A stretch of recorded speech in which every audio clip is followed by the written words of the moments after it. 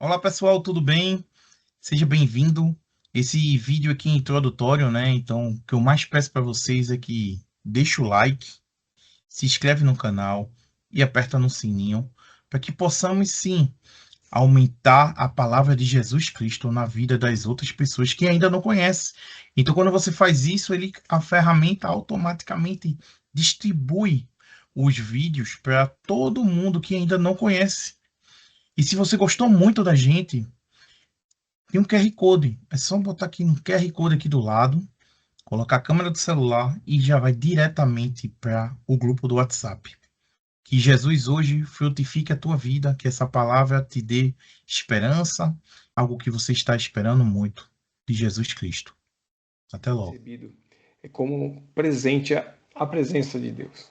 Então é sobre a presença de Deus que eu quero falar, né? A presença do Espírito Santo hoje.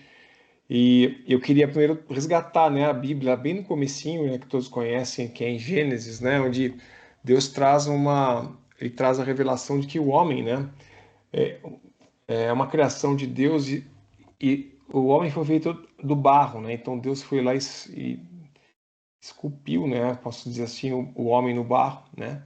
O corpo físico, né, do homem era barro, então o homem veio do barro, né, do pó veio, né, e ao pó retornaremos, né? Mas depois do corpo, né, veio o Espírito Santo, o Deus e soprou seu Espírito Santo sobre esse corpo, né? E quando o Espírito ele passou a habitar esse corpo, a palavra diz que ali se tornou alma vivente. Então, a alma é a junção entre o corpo e o Espírito de Deus que ela transformou, né? Ela deu origem à alma, e ali, a partir daí, passou a habitar naquele corpo uma alma vivente. Então, nós somos uma tríplice combinação entre corpo, alma e espírito. Né? E é sobre isso, mas eu estou começando por aí porque eu gostaria de fazer essa conexão com a presença. Porque o que nos deu presença do Espírito, presença de Deus, porque o que nos deu origem foi um sopro de vida que veio, né, do Pai, né, sobre nossas narinas e passamos a sermos seres viventes, né, almas viventes. Então é sobre isso que eu quero falar, da presença de Deus, que desde o início da concepção do homem, quando eu falo homem e a mulher, né, o ser humano, ele ele já foi concebido à imagem e semelhança de Jesus, de Cristo, né, do Pai, né?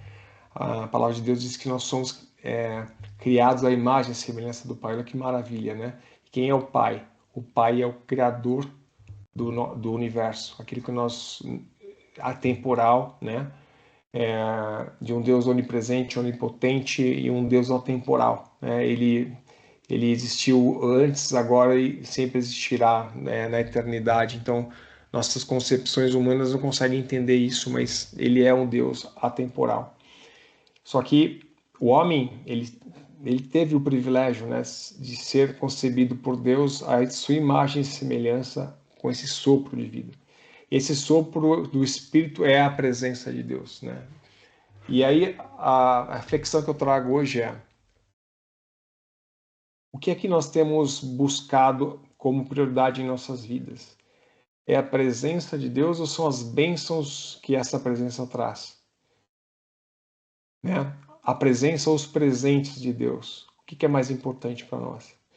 E aí eu quero trazer uma reflexão de uma passagem bíblica que todos acho que conhecem, né? Dos 10 leprosos. Sabe que tem uma passagem onde Cristo ele curou 10 leprosos. E só que dos 10 leprosos, todos seguiram curados, né? Só que dos 10, somente um retornou para agradecer a Deus. E quando ele voltou para agradecer, a palavra diz que ele, além de curado, ele foi salvo, porque creu. A palavra diz que ele foi salvo, muito mais do que curado.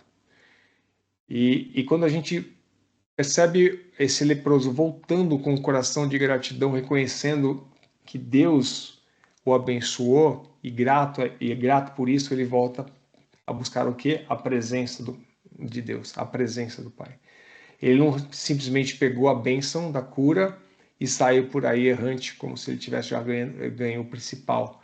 O principal que ele percebeu foi a presença de Deus. Ele voltou para buscar essa presença e por isso ele foi salvo, né? Significa que os demais não foram salvos? Não, não sabemos, mas é dito na palavra de que esse que voltou, ele foi salvo, além de curado. Então é sobre isso que eu queria discorrer, né? A presença ou os presentes de Deus. Aí vocês vão perguntar, poxa vida, Fábio, você está dizendo que não é bom receber presentes ou bênçãos? Eu acho que é bom, eu clamo por elas todos os dias, recebo muitas delas, né? A começar pelo amanhecer e acordar vivo, com saúde, observo minha família maravilhosa, meus filhos, o trabalho abençoado que eu tenho, que Deus me confiou, que me dá a provisão de poder, né, trazer dignidade à minha casa. Tudo isso, sou muito grato a Deus por todas as coisas, né? E tudo aquilo que eu tenho recebido e continuo recebendo, inclusive o meu intelecto, por mais limitado ou avançado que seja, mas é um presente de Deus. Deus nos deu essa capacidade, né? A palavra de Deus diz que nós somos membros de um só corpo, né? Então e quem poderia dizer que a orelha é mais importante, os ouvidos são mais importantes que os olhos, né? Ou que os olhos são mais importantes que os pés, né? Então, quer dizer, qual a importância dos pés e qual seria, né, o destino dos pés se não fossem os olhos para colocar uma direção? Então, o que a palavra de Deus diz é que nós somos um corpo, né, de muitos membros, nós somos membros, e cada um com a sua característica, né? Compondo um corpo de Cristo, né? Nessa terra, e cada um com as suas habilidades. Só que quando a gente retorna para Gênesis ainda, a gente sabe que, né, ao homem era lícito buscar, né, alimento em qualquer tipo de árvore lá do Éden, com exceção de uma, que era a árvore do conhecimento do bem e do mal, todos conhecem essa história, mas o ponto ali é que o homem, ele foi tentado, né, pelo anjo caído, né, através da mulher, e o homem, né, seguiu ali os passos de Eva, né, os caminhos, ele acabou cedendo. E a palavra diz que ali, quando ele usurpou, né, se igualar a Deus, né, no sentido egoísta e vaidoso da palavra, ele caiu, né, porque ele fez algo que era a única coisa que ele não poderia fazer, mas ele foi, né, e foi fazer. E por que não poderia fazer? Porque era uma honra a Deus não fazer, porque Deus estipulou isso.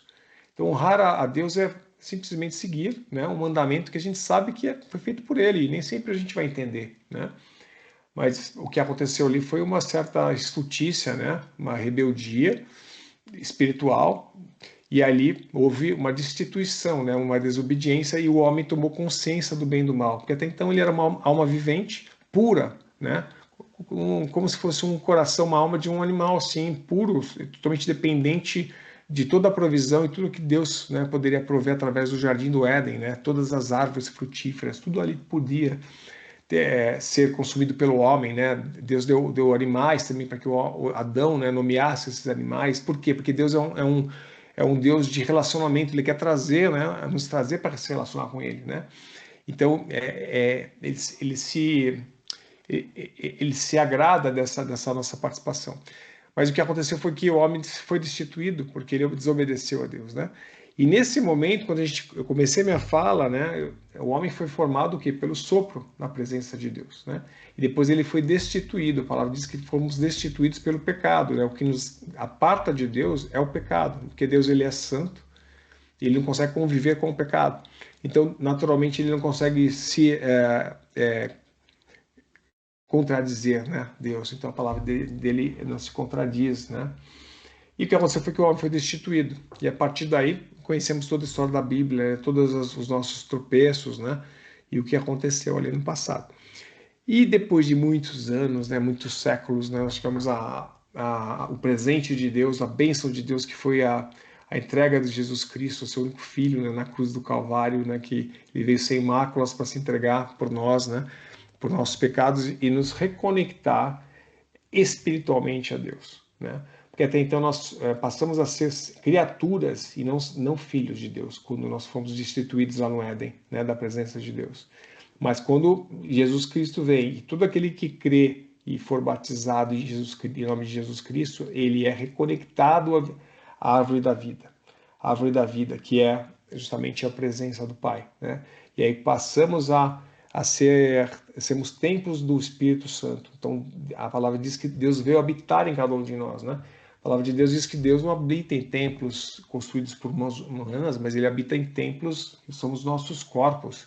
Nós somos os templos do Espírito. Então, ele voltou a habitar em cada um aqui. Olha que maravilha. olha, pense o seguinte, dentro de vocês habita o Rei do Universo. Dentro de mim habita o Rei do Universo. Olha que privilégio, que gratidão, que temor eu preciso ter, né, sobre essa responsabilidade de carregar esse Deus que é o Deus Criador, né? Então, voltando um pouquinho, queridos, também eu comentei que nós somos formados de corpo, alma e espírito. E quando o Espírito de Deus volta a habitar em nós, ele começa a testificar as suas verdades, começa a nos purificar dos pecados, os frutos do Espírito começam a brotar em nós e nós começamos a naturalmente buscar fazer a vontade de Deus, nos incomodamos quando pecamos, então tudo aquilo vai se transformando. Só que, ao mesmo tempo, existe uma luta interior, né? Porque o homem, ele ainda tem veredas antigas que marcam sua alma, e aí a nossa alma, que representa a nossa carne, ela milita contra o espírito. Então, existe uma luta constante. Por isso que Deus nos convida a vigiarmos e orarmos, né? E usarmos a palavra de Deus como a água purificadora das nossas mentes, né? Assim como diz ali em Romanos 12:2, né? Não vos conformeis com esse mundo, né? Mas renovai a mente conforme, né? A sabedoria e palavra de Deus e conforme as suas verdades.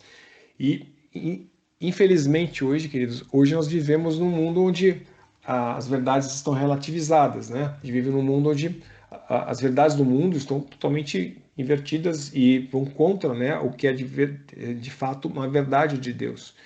Então, as vozes do mundo, que elas vêm ou das pessoas ou do mundo espiritual, elas vêm contra a palavra de Deus, né? A nossa alma caída, né, apesar de ser salva com a presença do Espírito, se nós não vigiamos e controlamos a nossa alma, permitindo que ela, né, se diminua, como eu cantei agora há pouco, nós cantamos, né? Ela vai criando um corpo e naturalmente a gente vai esquecendo, né, da novo ser que passamos a ser como filhos de Deus e voltamos ao velho homem. Tá? Então é sobre isso, então é sobre a presença de Deus. Nós estamos buscando com prioridade a presença de Deus ou as bênçãos, né? E aí quando eu trago essa reflexão, eu não estou me excluindo dessa reflexão, estou me incluindo. Porque é muito comum, às vezes, a gente é tão abençoado, e eu posso dizer que eu me considero uma pessoa muito abençoada, como eu sei que muitos de vocês aqui são, e todos nós somos abençoados em Jesus. Às vezes, as bênçãos acabam nos entorpecendo ou nos distraindo, ou tirando do nosso coração a gratidão que nós precisamos ter a Deus e o temor a Deus, reconhecendo que é dele, das suas mãos, que provém essas bênçãos. Então, se nós passamos a dar mais valor para as bênçãos e perdemos a prioridade na presença, estamos no caminho errado. E o pior, às vezes a gente acaba olhando tanto para as bênçãos dessa terra, que são passageiras, são importantes, mas são passageiras, porque aqueles leprosos que foram curados, eles morreram depois de 80 anos. Eles foram curados nessa terra, mas eles morreram. E as almas, né? Será que estamos nessa terra para viver 80, 70, 90, 100, 120 anos? Qualquer um aqui que está nessa live não vai passar disso, nem eu. Deus o sabe. Mas 80, 90, 100 anos é pouquíssimo tempo perto do tempo que nós passaremos na eternidade, que não que não é atemporal, né? Não tem tempo. Então imagine o seguinte, nós estamos aqui numa prova, né?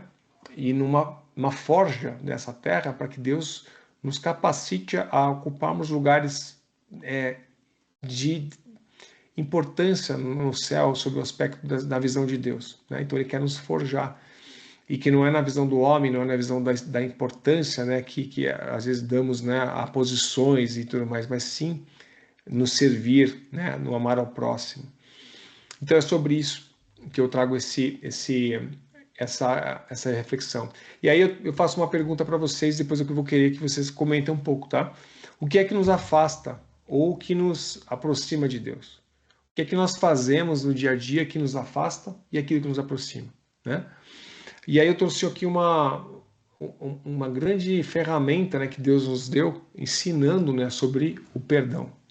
Né, o perdão, acho que todos lembram, né, da passagem da mulher adúltera que foi pega em pleno adultério, e aí quase foi apedrejada, porque na lei, né, judaica ali era motivo de apedrejamento, morte por apedrejamento, né, o adultério. Ela foi pega em pleno ato e ali, ao quererem apedrejá-la, Jesus interveio, né? Alguém que não tivesse pecados, né? E Jesus pergunta: quem não tiver nenhum pecado, que atire a primeira pedra. E todos soltaram as pedras, recuaram, né? Porque todos tinham pecado. Mas quem era o único que não tinha pecado ali? O único que não tinha pecado naquele grupo todo era Jesus. E aquele que não tivesse pecados, Deus falou: atire a primeira pedra. E Deus ele poderia ter atirado a pedra sobre ela, porque ele era o único sem pecados. Mas ele escolheu perdoar. Ele falou: então, se aqueles que te acusaram, né, não estão mais aqui, nem eu te acuso, né? Vai e não peques mais. Então, olha o perdão, né, de Jesus para essa mulher, né? Quantas vezes, qual o tamanho da gratidão que ela teve, né, por esse perdão, por esse livramento de morte, né, por tudo, né? Então a palavra do Senhor diz o seguinte, né? Até quantas vezes pecará meu irmão contra mim e eu lhe perdoarei, né? E aí, até 7. Aí Jesus lhes disse: não, digo que não até 7, mas até 70 vezes 7. Isso está em Mateus 18, de 21 a 22. Então, o perdão de Deus, ele é incondicional. A misericórdia de Deus, ela é incondicional. Ela não é compreensível pela mente humana. Nós não conseguimos compreender, irmãos. Nós não conseguimos, nós temos a ódio, nós temos ira, nós queremos resolver com a nossa própria força, né? Mas Deus não tem misericórdia. Então Deus nos ensina a perdoar. Olha só, em Mateus 6, 14 e 15, ele diz o seguinte, tá? Porque se perdoardes aos homens as suas ofensas, também vosso Pai Celestial vos perdoará a vós. Mas ao condicional, se porém não perdoardes aos homens as suas ofensas, tampouco vosso Pai vos perdoará as vossas ofensas. Isso é muito sério, irmãos. Aqui tem um mandamento, tem uma promessa de Deus, que é assim: se perdoardes, o Pai Celestial vos perdoará. Porém, se não perdoardes, tampouco vosso Pai perdoará as vossas ofensas. Então, é um mandamento de Deus, não é um sentimento ou perdão. Só que, ao mesmo tempo, é uma ferramenta sensacional da gente pensar que o perdão é uma forma de libertação. E aí, voltando à presença, né? A palavra de Deus diz o seguinte, né? Se nós formos até o altar de Deus entregar uma oferta, mas tivermos alguma dissensão com o irmão, Deus rejeita a nossa oferta. Ele rejeita a nossa oferta. Por quê? Ele falou: vá primeiro, retoma a relação com o teu irmão, se entenda com o teu irmão, depois volta e entrega a tua oferta, que ela será aceita. Caso contrário, ela não é aceita por Deus. Então, olha só, Deus, ele prioriza que nós possamos, né, nos relacionar com os nossos irmãos através do perdão, do diálogo, do relacionamento, né? Então, isso é tão sério quanto isso. E é um instrumento maravilhoso, né, que nós podemos usar e devemos usar, mas não como um sentimento, mas como um mandamento, como uma atitude, né? Assim como a esposa do político americano, que foi assassinada há questão de um pouco mais de um mês, ela assumiu uma atitude de perdoar ali em público, né? Com certeza foi um quebrantamento gigante, foi difícil para ela, mas ela não fez porque ela sentiu de fato aquilo, mas ela fez por obediência. Eu tenho certeza que quando ela perdoou, Deus foi lá e habitou, já habitava com certeza, mas Deus a engrandeceu e capacitou para que ela pudesse perdoar verdadeiramente. Deus nos capacita, inclusive, a perdoarmos, né? Então, quando nós nos reconectamos aos nossos irmãos, Deus se agrada e Ele aceita as nossas ofertas e naturalmente nós nos reconectamos a Cristo naquele momento.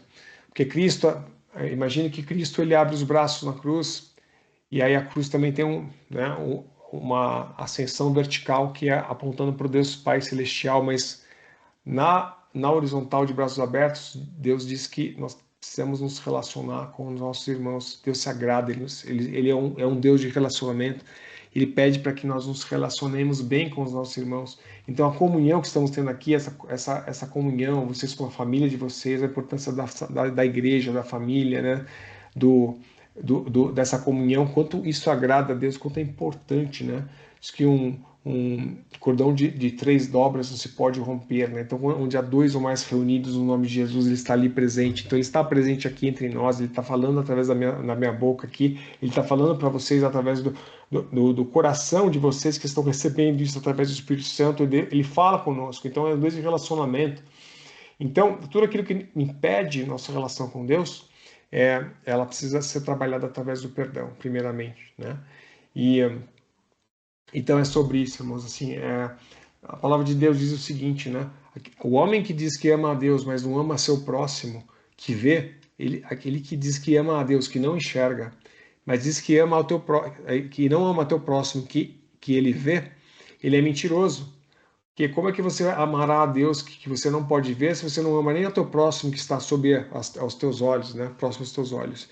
Então é tão sério quanto isso, irmãos. Assim, nossa relação com o nosso próximo é fundamental. Então, não deixar que a noite se ponha sobre um pecado, né? Ou você vai brigar, dormir brigado com a tua esposa, com o teu marido, ou com um amigo. Perdoa no mesmo dia, não leva essa mágoa, porque isso vai te trazer um afastamento da presença de Deus, porque Deus, ele é santo, ele não vai se agradar disso, né? Então, o que nos leva, né, para perto de Deus e que pode também nos aproximar, nos afastar? O perdão ou a falta de perdão, tá? Então, eu trouxe aqui como um elemento. Eu tenho mais 8 minutos, eu vou buscar respeitar o tempo que eu queria conversar com vocês, tá? Outra coisa que nos traz a presença de Deus, alguém arrisca dizer aqui? Aí eu estava pensando muito sobre isso, né? Nós acabamos de louvar aqui, cantar, né? Mas nós não cantamos, nós adoramos a Deus. Porque quando você louva, entregando o teu coração naquilo que você está fazendo, e pode ser numa canção, mas pode ser cuidando do teu filho, pode ser no seu trabalho, quando você consagra a Deus, pode ser numa atividade que vocês estão fazendo agora que nós não estamos vendo, mas Deus está vendo. Então você pode estar adorando a Deus. Esse momento que vocês estão dedicando aqui é uma adoração a Deus, é o dízimo, né? É o dizimar o tempo, né? Buscar o entendimento da palavra. Então é adoração. Adoração, ela está relacionada com a gratidão. Né? Se eu adoro a Deus, eu reconheço que Deus é o meu Criador, que é o meu provedor, que eu sou mordomo, né, daquilo que Deus me confia. Então, se eu estou segurando isso, né, como mordomo, não é meu, eu não retenho, então eu compartilho. Então, compartilho com quem? Com o meu próximo. Né? Adorar é compartilhar, adorar é reconhecer a Deus em todas as coisas, até nas situações difíceis, né? Quando a gente fala em bênçãos, né? A gente é muito fácil adorar a Deus quando a gente está bem financeiramente, quando não temos lutas emocionais, ou estamos empregados, ou nada nos falta na despensa, ou não temos nenhuma enfermidade. Mas quando a enfermidade vem, e ela vem pode vir para todos, né? Porque Jesus disse, né? Tereis aflições, né? Mas sereis mais que vencedores, porque eu venci o mundo, né? E nós, como Cristo, venceremos o mundo se estivermos com Ele, né? Através dele, né? Venceremos o mundo, não pela nossa força, que nenhum homem pode salvar, né? Mas somente pela força, né? E poder de Deus que nos salva. Então é sobre isso, né? É sobre reconhecer a Deus, adorar a Deus e reconhecer que Ele é o nosso Senhor e Salvador em todas as circunstâncias, mesmo nas aflições, nas dificuldades, e às vezes as bênçãos não vêm. E eu não estou dizendo de dívidas ou dificuldades financeiras só, esse é um tipo de dificuldade, mas há muita gente que tem dinheiro, pessoal, acreditem, que tem uma conta bancária abastada, mas não conseguem dormir à noite, eles não conseguem encostar a cabeça no travesseiro e dormir, ter um sono profundo, sabe, um sono REM, aquela coisa que acordei bem, sabe, Deus me visitou. Não, ela está preocupada, ela sequer consegue usufruir daquilo que ela conseguiu conquistar, porque ela não tem tempo, ela não tem relacionamento com a família, ela perdeu a admiração da esposa, dos filhos ou do marido. Então, é sobre isso, né?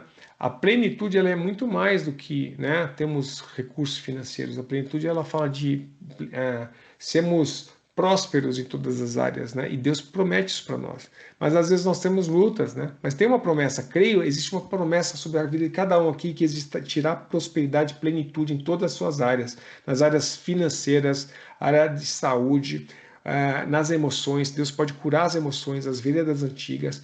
Ele pode capacitar cada um aqui a ter perdão e perdoar o próximo. Deus pode, nós não conseguimos, irmãos, mas se nós entregarmos confiando que Ele pode, Pai, eu confio em Ti, eu não consigo. Eu confesso que eu não consigo pela minha força, mas eu entrego. E a entrega, irmãos, é confiar a Deus. E eu tenho mais 5 minutos e eu vou respeitar, tá? Eu vou falar de outra coisa que nos afasta e também pode nos aproximar de Deus, que é uma coisa chamada identidade, né? Não sei se você sabe o que é o espírito de orfandade, né? O espírito de orfandade, ele está presente até nas igrejas, irmãos. Tá? Muitas vezes somos salvos, né? Aquele que aceitou a Cristo como seu Senhor e Salvador, ele é salvo, ponto, né? A palavra de Deus ela é indiscutível, né? E imutável. Mas ao mesmo tempo, quando nós temos um espírito, às vezes aceitamos, mas não nos sentimos como filhos, né? E não nos sentindo como filhos, nós damos espaço a um espírito de orfandade. E isso tira a legitimidade de nós como filhos e nós passamos a querer resolver as coisas com base na nossa alma, não naquilo que Deus tem para nós.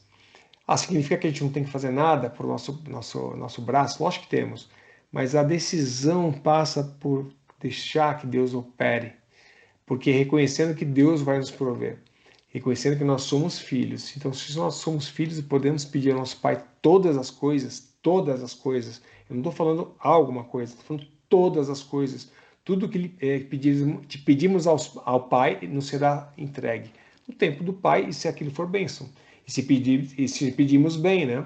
Porque às vezes a gente pede um carro novo, mas será que você precisa de um carro novo? Talvez não. Talvez esse carro, você precisa de um carro novo, ele vai te dar um carro novo, mas talvez esse carro novo ele vai te envaidecer e vai te afastar dos caminhos do Senhor, vai fazer você se afastar dele. Então talvez ele não te dê, porque ele enxerga muito além do que a gente possa imaginar. Então às vezes nós pedimos mal, né? Pedimos por aquilo que nossa alma, né, que tem sonhos também, mas que tem sonhos que podem ser sim atendidos por Deus, mas tem outros que ele vai priorizar, nos dar aquilo que nós precisamos, não aquilo que nós queremos, né?